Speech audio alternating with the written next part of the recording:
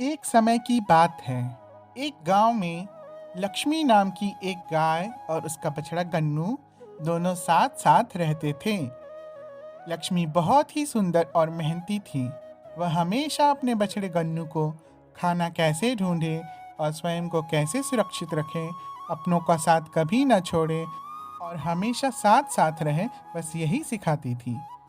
लक्ष्मी गन्नू से बहुत प्यार करती थी और दिन भर उसे अपने साथ रखती थी। एक दिन लक्ष्मी और उसका बछड़ा गन्नू खेतों में चारा ढूंढ रहे थे।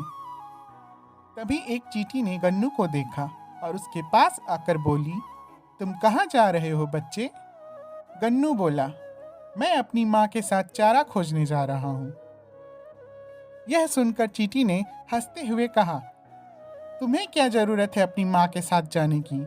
तुम अकेले भी तो चारा ढूंढने का काम कर सकते हो। गन्नू को चींटी की बात बहुत बुरी लगी और उसने अपनी माँ का साथ छोड़ दिया और चारे की तलाश में कहीं दूर निकल गया। कुछ घंटों बहुत दूर तक चलने पर भी गन्नू को चारा नहीं मिला और वह थक गया था और प्यास के कारण उसका बहुत बुरा हाल हो गया। और तब उसे अपनी माँ की याद सताने लगी। उदास होकर गन्नू घर की ओर लौटने लगा। जैसे ही गन्नू घर पहुंचा तो उसकी माँ ने उसे देखते ही पूछा, बेटा तुम मुझे छोड़कर क्यों चले गए? मैंने तुम्हें बहुत ढूंढा पर तुम कहीं नहीं मिले।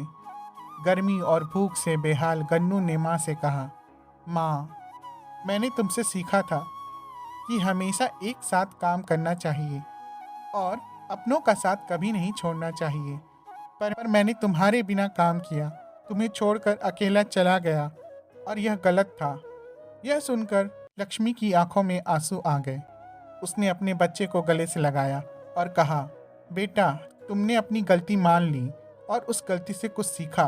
मेरे लिए यह बहुत बड़ी बात है। हमेशा एक दूसरे का साथ देना ही हमारे परिवार का महत्व है। इस कहानी से हमें यह सीख मिलती है कि हमें अपने परिवार का साथ कभी भी किसी दूसरे के बहकावे में आकर नहीं छोड़ना चाहिए।